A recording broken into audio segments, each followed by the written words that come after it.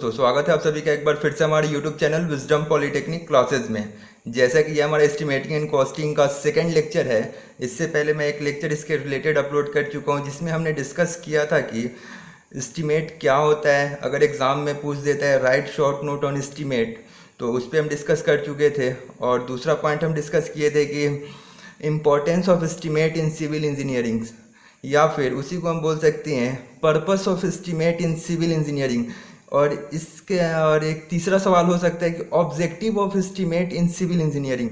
ये तीनों का आंसर एक ही होता है, सेम होता है, जिसको हम पिछले फर्स्ट लेक्चर में डिस्कस कर चुके हैं। और ये दोनों टॉपिक काफ़ी इंपॉर्टेंट है, आपके एग्जाम में बहुत बार पूछा हुआ है what are the objectives of estimate in civil engineering, या फिर what are the importance of estimate in civil engineering. तो जो भी बच्चे उस वीडियो को नहीं देखे वो जाके उस वीडियो को देख सकते हैं। हमारे यूट्यूब चैनल पे एस्टिमेटिंग एंड कॉस्टिंग के नाम से प्लेलिस्ट बना हुआ है, वहाँ से जाके आप उस वीडियो को देख सकते हैं। और ये हमारा सेकंड लेक्चर है जैसा कि एस्टिमेटिंग एंड कॉस्टिंग का, और यूनिट फर्स्ट हमारा चल रहा है। अब हम बात करेंगे एक और इम्पॉर्टेंट टॉपिक जो कि हमारा है टाइप्स ऑफ एस्टिमेट। एस्टिमेट कितने तरह का होता है, ये भी एग्जाम में बहुत बार पूछ देता है। तो जैसे चलिए स्टार्ट करते हैं आज का वीडियो। तो देखिए टाइप्स ऑफ एस्टिमेट।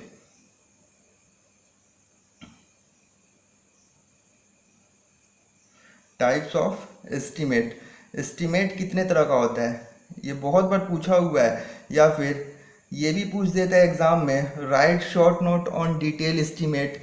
तो इसी को आज हम डिटेल में देखेंगे। तो चलिए आज का वीडियो हम शुरू करते हैं। तो जैसे कि एस्टिमेट हो रहा है और टॉपिक, तो एस्टिमेट को हम कितने टाइप में डिवाइड करते हैं ये हम देख लेते हैं। तो एस्टिमेट को मेनली दो टाइप में डिवाइड किया गया है। जो पहला होता है हमारा, एस्टिमेट को मेनली दो पार्ट में डिवाइड किया गया है। अगर आप लोग मेरे साथ नोट्स बनाते चलेंगे तो काफ़ी बेहतर होगा, और ये काफ़ी इजी लैंग्वेज में और आपको याद करने में बहुत आसानी होगा। तो चलिए, एस्टिमेट का पहला पार्ट होता है हमारा प्रीलिमिनरी एस्टिमेट। पहला होता है हमारा प्रीलिमिनरी एस्टेट बोला जाता है, और दूसरा होता है डिटेल्ड एस्टिमेट। डिटेल्ड एस्टिमेट पहला होता है हमारा प्रीलिमिनरी एस्टिमेट और दूसरा होता है डिटेल्ड एस्टिमेट। तो इसको हम प्रीलिमिनरी एस्टेट को हम दूसरा नाम भी बोल सकते हैं, इसको बोला जाता है और करके approximate estimate. Approximate estimate clear है। और इसी अप्रॉक्सीमेट एस्टिमेट को हम दूसरा नाम दे सकते हैं, इसको दूसरा नाम बोला जाता है rough estimate. Rough estimate clear है। और इसी को बोला जाता है चौथा नाम, या फिर आप इसको बोल सकते हैं abstract estimate. Abstract estimate clear है। तो ये जो टाइप्स होता है एस्टिमेट का, पहला होता है हमारा प्रीलिमिनरी एस्टिमेट, दूसरा होता है डिटेल एस्टिमेट। तो प्रीलिमिनरी एस्टिमेट को हम बोल सकते हैं अप्रॉक्सीमेट एस्टिमेट भी बोलते हैं, तीसरा रफ एस्टिमेट भी बोलते हैं, और चौथा हम एब्स्ट्रैक्ट एस्टिमेट भी बोलते हैं। तो इसका भी देख लेते हैं। डिटेल एस्टिमेट को बोलते हैं और करके item rate estimate. Item rate estimate. तो आपको ये नाम पता होना चाहिए कि इसको और क्या नाम से हम बुला सकते हैं। तो ये इसका चार नाम होता है preliminary estate, approximate estimate, rough estimate, और चौथा होता है एब्स्ट्रैक्ट एस्टिमेट। और डिटेल्ड एस्टिमेट को हम बोल सकते हैं आइटम रेट एस्टिमेट या फिर मटेरियल रेट एस्टिमेट। तो इस प्रीलिमिनरी एस्टिमेट को फर्दर डिवाइड किया गया है 5 पार्ट में, या फिर इसको हम मेथड भी बोल सकते हैं। तो आप इसको बोल सकते हैं मेथड भी बोल सकते हैं, या फिर इसका टाइप्स भी बोल सकते हैं। तो इसका जो मेथड होता है फर्दर 5 पार्ट में बांटा गया है। इसको फर्दर 1 2 3 4 एंड 5 क्लियर है। तो जो हमारा प्रीलिमिनरी एस्टिमेट है, इसको फर्दर मेथड के आधार पे, बेस्ड ऑन मेथड, या फिर इसको टाइप्स ऑफ प्रीलिमिनरी एस्टिमेट भी बोला जाता है, लेकिन मैक्सिमम इसको मेथड्स बोला जाता है। तो इसको 5 पार्ट में डिवाइड किया गया है, जो कि हमारा पहला टाइप्स है plinth area rate method. Plinth area rate method. पहला होता है हमारा प्लिंथ एरिया रेट मेथड, दूसरा होता है हमारा क्यूबिकल रेट मेथड, या फिर इसको बोल सकते हैं क्यूबिकल रेट एस्टिमेट मेथड। और थर्ड इसका मेथड आता है यूनिट और रनिंग एस्टिमेट मेथड। क्लियर है। और इसी को फोर्थ पार्ट में डिवाइड किया गया है परसेंटेज रेट मेथड। चौथा है हमारा परसेंटेज रेट मेथड। क्लियर है। और इसका पांचवा मेथड होता है हमारा अप्रॉक्स क्वांटिटी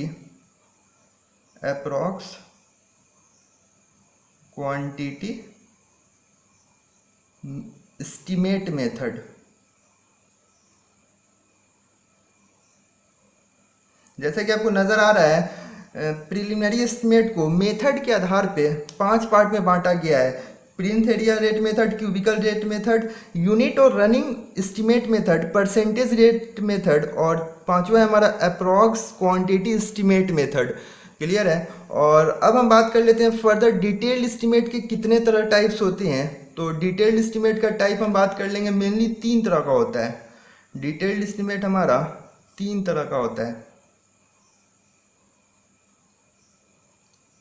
जो पहला बात कर लेते हैं, तो ये पहला होता है हमारा डिटेल्ड एस्टिमेट का रिवाइज्ड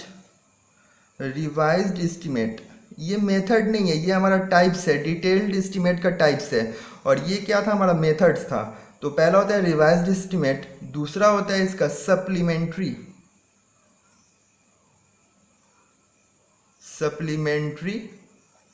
एस्टिमेट। और अगर हम तीसरा बात कर लेते हैं, तो ये थर्ड होता है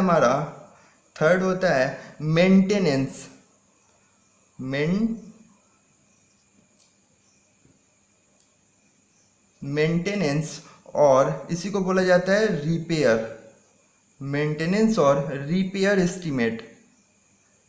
क्लियर है। तो ये था हमारा मेनली कितने टाइप्स में एस्टिमेट को बांटा गया है। तो पहला आता है हमारा प्रीलिमिनरी एस्टिमेट, दूसरा आता है डिटेल्ड एस्टिमेट। और प्रीलिमिनरी एस्टिमेट को बोला जाता है अप्रॉक्सीमेट एस्टिमेट, दूसरा रफ एस्टिमेट, और चौथा बोला जाता है अब्स्ट्रैक्ट एस्टिमेट। और डिटेल एस्टिमेट को कभी कभी बोला जाता है आइटम रेट एस्टिमेट। कभी बहुत सारे बुक में आपको लिखा रहता है आइटम रेट एस्टिमेट, मतलब डिटेल्ड एस्टिमेट। और मेथड्स की बात कर लेते हैं, तो मेथड्स हमारा 5 तरह का होता है। प्रीलिमिनरी एस्टिमेट का मेथड के आधार पे 5 तरह में बांटा गया है। पहला प्लिंथ एरिया रेट मेथड, दूसरा क्यूबिकल रेट मेथड, थर्ड है हमारा यूनिट और रनिंग एस्टिमेट मेथड, चौथा है हमारा परसेंटेज रेट मेथड, और पांचवा है अप्रॉक्स क्वांटिटी एस्टिमेट मेथड। और इसको डिटेल एस्टिमेट को 3 टाइप्स में बांटा गया है। पहला रिवाइज्ड एस्टिमेट, दूसरा सप्लीमेंट्री एस्टिमेट, और थर्ड है हमारा मेंटेनेंस और रिपेयर एस्टिमेट। और इन सभी टाइप्स जो एस्टिमेट का, इन सभी पे हम डिटेल में डिस्कस करेंगे। तो अगले टॉपिक में हम बात कर लेते हैं कि प्रीलिमिनरी एस्टिमेट होता क्या है। और अगर एग्जाम में पूछ देता है, बहुत बार पूछा भी है एग्जाम में कि right short note on preliminary estimate, how it is prepared, कैसे ये तैयार किया जाता है। या एग्जाम में पूछ देता है what is detailed estimate and how it is prepared, कैसे डिटेल एस्टिमेट को तैयार किया जाता है। तो इसको अब हम डिटेल में देखेंगे। तो अगला टॉपिक स्टार्ट करते हैं प्रीलिमिनरी एस्टिमेट। चलिए अब देख लेते हैं कि प्रीलिमिनरी एस्टिमेट क्या होता है। और एग्जाम में बहुत बार पूछ देता है कि right short what is preliminary estimate and how it is prepared. तो अगर पूछता है एग्जाम में, तो इसके बारे में डिस्कस कर लेते हैं। प्रीलिमिनरी एस्टिमेट क्या होता है, इस पर हम डिस्कस कर लेते हैं। तो सबसे पहले हम बता दें कि जैसे अभी हम आपसे बताएं कि प्रीलिमिनरी एस्टिमेट को ही बोला जाता है अप्रॉक्सीमेट एस्टिमेट, या फिर रफ एस्टिमेट, या फिर इसी को बोल सकते हैं अब्स्ट्रैक्ट एस्टिमेट। तो पहला पॉइंट हो सकता है हमारा पहला पॉइंट हो जाएगा आपका it is also known as approximate or it is also known as approximate और रफ एस्टीमेट।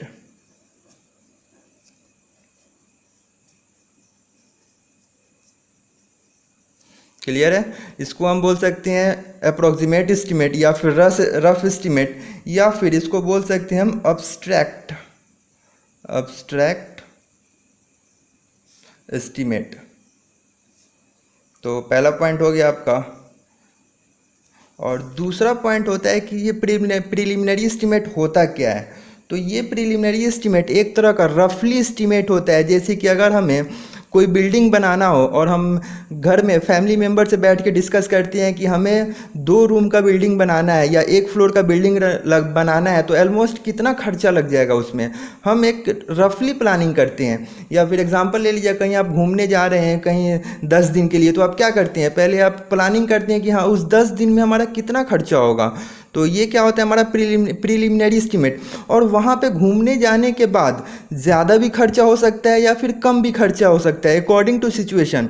तो ये क्या होता है, हमारा रफली एस्टीमेट होता है। घर बनाने से पहले हम एक रफली एस्टीमेट तैयार करते हैं कि मोटा मोटी हमारा कितना खर्चा होगा घर बनाने में, कितना मटेरियल लगेगा हमें घर बनाने में। तो यही होता है हमारा प्रिलिमिनरी एस्टीमेट। और इसका दूसरा बोल सकते हैं it is prepared to know whether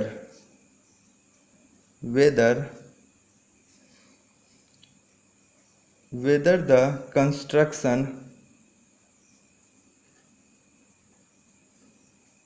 should start or not। मतलब इससे हम पता करते हैं कि हम इस एस्टीमेट को इसीलिए तैयार करते हैं जिससे हमें पता लग सके कि जो हमारा कंस्ट्रक्शन का काम होने वाला है वो स्टार्ट होगा या नहीं होगा, या फिर हमारे पास उतना पैसा अवेलेबल है कंस्ट्रक्शन को स्टार्ट करने के लिए। तो ये सब क्या आता है, हमारा प्रीलिमिनरी एस्टीमेट में आता है कि हमारा कंस्ट्रक्शन स्टार्ट करना चाहिए या फिर नहीं करना चाहिए। तो ये हो गया हमारा। और इसका अगर थर्ड पॉइंट की बात कर ले तो ये होता है हमारा इट इज़ प्रिपेयर्ड मतलब होता है तैयार करना। इट इज़ प्रिपेयर्ड फ्रॉम, ये कैसे तैयार होता है, from practical knowledge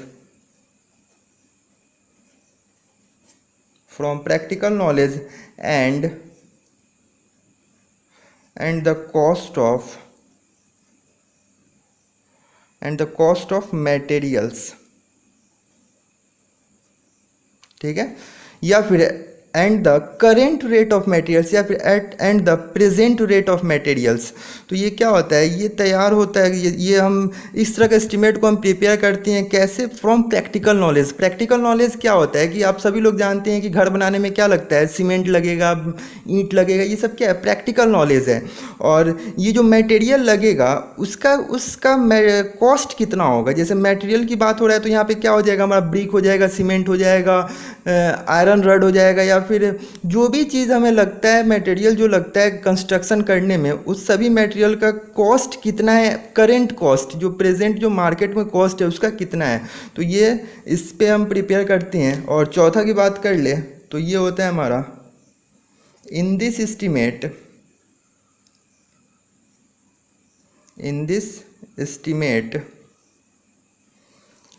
site plans and brief reports are prepared।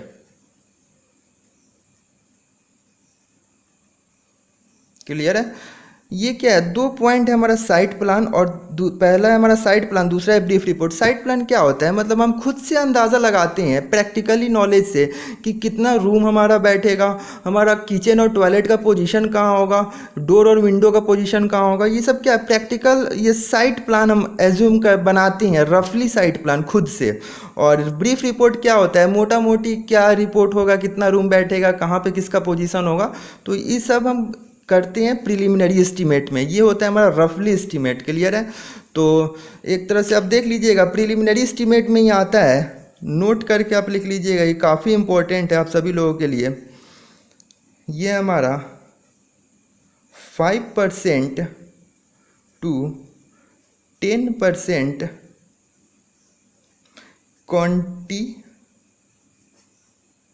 कॉन्टीजेंसीज, क्या है हमारा, contingencies are added in this estimate. Clear है? और आप सोच रहे होंगे कॉन्टीजेंसीज क्या होता है, बहुत बच्चे पहली बार सुन रहे होंगे और बहुत बच्चे पहले से सुन चुके होंगे। तो ये कॉन्टीजेंसीज क्या होता है, और ये 5% से 10% कंटीजेंसी चार्ज होता है एक तरह से, हम इसको इस एस्टीमेट में ऐड करते हैं। तो कॉन्टीजेंसीज मतलब होता है कि कंस्ट्रक्शन करते टाइम में जो लेबर या वर्कर्स जो कंस्ट्रक्शन करता है, कंस्ट्रक्शन करते टाइम में अगर किसी लेबर्स का डेथ हो जाता है या फिर कोई लेबर मर जाता है किसी कारण से, तो उसका चार्ज दिया जाता है उसके फैमिली मेम्बर को। और उसका चार्ज कितना होता है, 5% से लेकर 10% के बीच में दिया जाता है। मतलब टोटल कॉस्ट ऑफ बिल्डिंग से 5% से लेकर 10% के बीच में कंटीजेंसी चार्जेस दिया जाता है।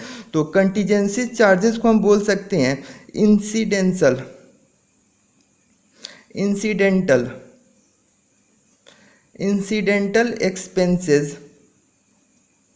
एक्सपेंसेस क्या होता है, खर्चा, आर कॉल्ड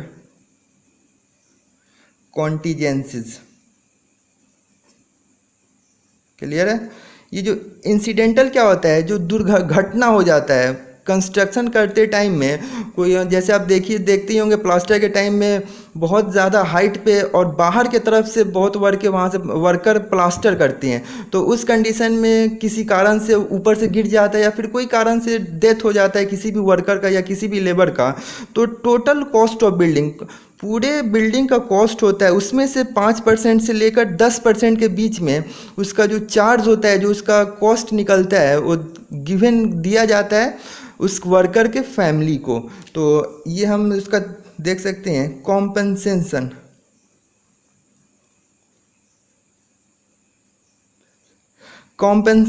चार्जेस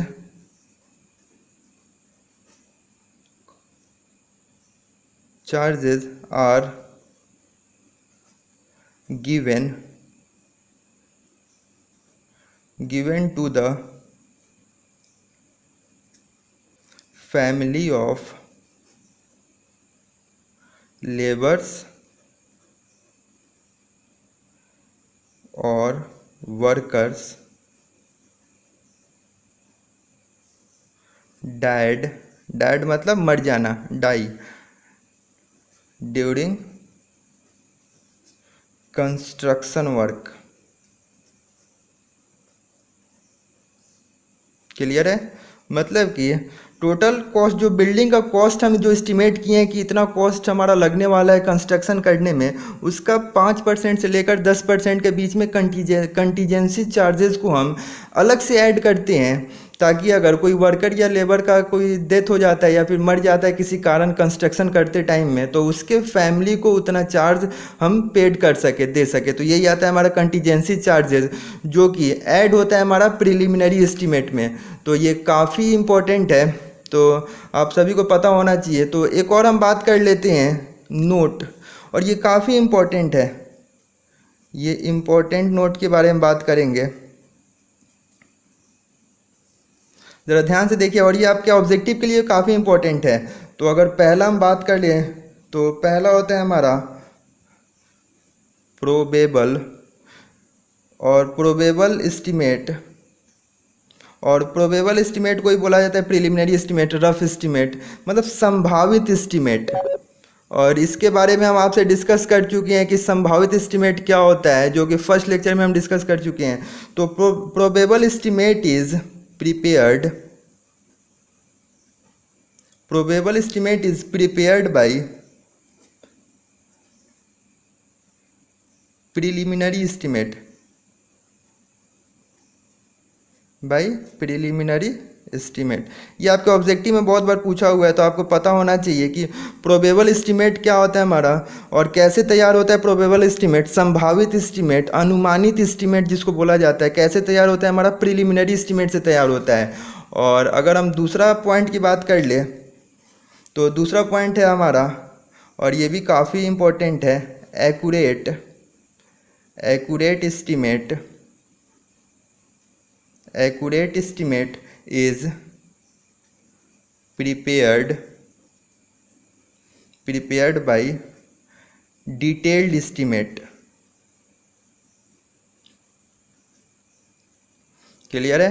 मतलब कि एक्यूरेट क्या होता है, जब हम एक रफली एस्टीमेट तैयार करते हैं और देखते हैं कि क्या हमारे पास उतना फंड अवेलेबल है कंस्ट्रक्शन करने के लिए, और जब हमें पता चल जाता है कि हमारे पास उतना फंड अवेलेबल है, उतना पैसा अवेलेबल है कंस्ट्रक्शन करने के लिए, तो उसके बाद हम डिटेल्ड एस्टीमेट बनाते हैं। मतलब हर एक मटेरियल्स का अलग अलग यूज़, उसका इस्तेमाल क्या होगा उस मटेरियल का, और उस मटेरियल का कॉस्ट कितना होगा, और पूरा डिटेल्ड प्लानिंग करते हैं।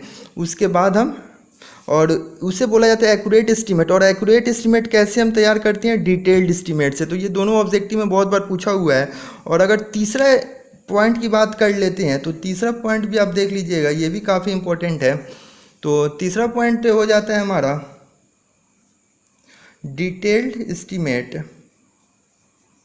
डिटेल्ड एस्टीमेट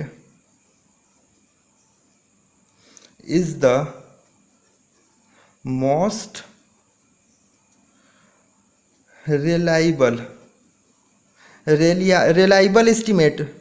और ये रिलायबल एस्टीमेट क्या होता है, तो रिलायबल एस्टीमेट को बोल सकते हैं, इसका दूसरा नाम गुड, या फिर इसको एक्यूरेट भी बोल सकते हैं। तो ये भी एग्जाम में पूछ देता है कि which one of the following is reliable estimate. तो आपका ऑप्शन दे देगा detailed estimate, preliminary estimate, probable estimate. तो आपको क्या होना चाहिए, रिलायबल मतलब क्या होता है, गुड, एक्यूरेट। तो ये एस्टीमेट के डिटेल्ड एस्टीमेट ही क्या होता है हमारा, मोस्ट रिलायबल एस्टीमेट होता है, मोस्ट एक्यूरेट एस्टीमेट होता है। तो ये तीन ऑब्जेक्टिव के लिए आपके काफ़ी इंपॉर्टेंट है। और प्रिलिमिनरी एस्टीमेट भी आपका हो गया काफ़ी इंपॉर्टेंट, आपके एग्जाम में पूछ देता है।